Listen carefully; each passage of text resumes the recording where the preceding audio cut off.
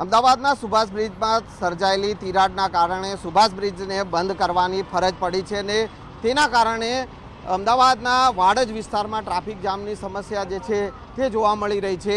Subhash bridge બંધ કરવામાં આવ્યો છે અને તેના કારણે આખો ટ્રાફિક જે છે તે વાડજથી દધીચી બ્રિજ જે છે તે તરફ ટ્રાફિક જે છે તે ડાયવર્ટ કરવામાં આવ્યો છે, પરંતુ અહીંયા વાડજ વિસ્તારમાં પણ બ્રિજનું કામ ચાલી રહ્યું છે અને તેના કારણે મસ્ત મોટી સમસ્યા અહીંયા ટ્રાફિક જામની જોવા મળી રહી છે। વાહન ચાલકો જે છે તે અટવાઈ રહ્યા છે।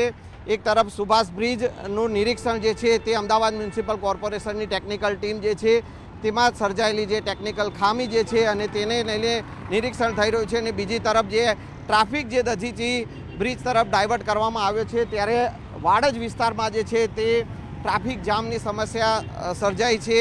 સવારે પીક અવર્સમાં અને સાંજે જે છે તે પીક અવર્સમાં સૌથી વધુ ટ્રાફિક અહીંયા સર્જાય છે અને તેના કારણે વાહન ચાલકો છે, હું એ જ સીધા દ્રશ્યો જે છે તે અહીંયા આપ જોઈ શકો છો કે અહીંયા પણ બ્રિજનું કામ ચાલી રહ્યું છે।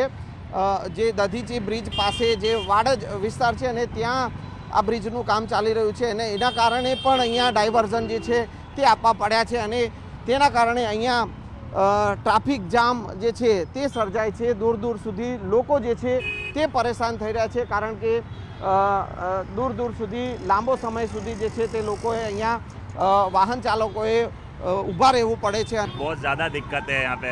सुबह और शाम को ट्रैफिक के टाइम पे तो बहुत ज़्यादा ट्रैफिक हो जाता है इधर। बहुत ज़्यादा दिक्कत होने वाली है क्योंकि यहाँ पे ऑलरेडी काम चल रहा है और इनको पहले ही इंस्पेक्शन मतलब किया हुआ है, इंस्पेक्शन ब्रिज का। तो गवर्नमेंट को क्या ध्यान देना चाहिए म्यूनसिपल कॉर्पोरेशन और इनको कि ये दिक्कतें वापस ना हो। ऐसी पब्लिक बहुत परेशान हो रही है इसकी वजह से। तकलीफ घणी बधी पड़े छे, दरेकने पड़े छे અને આના માટે સત્વરે પગલાં લેવા જ જોઈએ સરકારે અને દરેક ધંધા રોજગારવાળાને, અમારા જેવાને કોર્ટમાં જવાવાળાને દરેકને બહુ મુશ્કેલી પડે છે। એના કારણે થઈને સત્વરે પગલાં લેવા જોઈએ। બહુ તકલીફ પડે છે। અત્યારે હું ઇમરજન્સી કામથી જ જઉં છું, બરોબર ત્યારથી છેક મને ચાંદોડિયાથી ટ્રાફિક નડતો આવ્યો છે। ત્યાં રોજનું થઈ ગયું છે અને આ શું છે કે જ્યારે ઇલેક્શનના ટાઈમના હોય ત્યારે બધું ક્લિયર થઈ જાય। બેલ અમિત શાહ આવ્યો ત્યારે આખો પોતાનો રસ્તો ક્લિયર મળ્યો છે, બરોબર।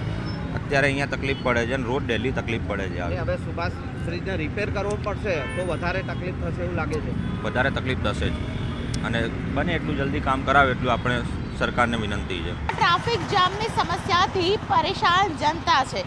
અમારી પાછળ જુઓ તો અહીં જે પ્રકારે ડાયવર્ઝન આપવામાં આવ્યું છે તે ડાયવર્ઝનને કારણે અનેક લોકો પરેશાન થતા જોવા મળી રહ્યા છે।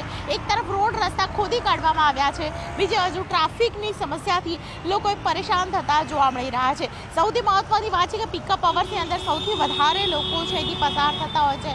એવામાં સુભાષ બ્રિજ બંધ થઈ જતા ખાસ કરીને જે ડાયવર્ઝન આપવામાં આવ્યું તેમાં દધીચી બ્રિજ પાસે આ ડાયવર્ઝન છે તે આપવામાં આવ્યું છે, તેને કારણે સતત જે ટ્રાફિક છે તે વધી રહ્યો છે।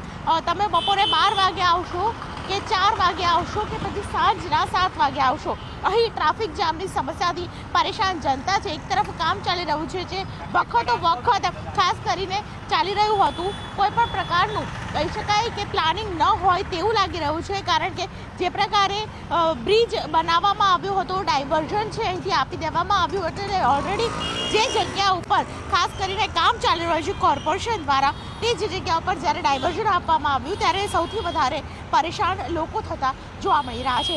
કેમેરા પર્સન ખેંગાર રાઠોડ સાથે દીપિકા કુમાર, ન્યૂઝ 18 ગુજરાતી, અમદાવાદ।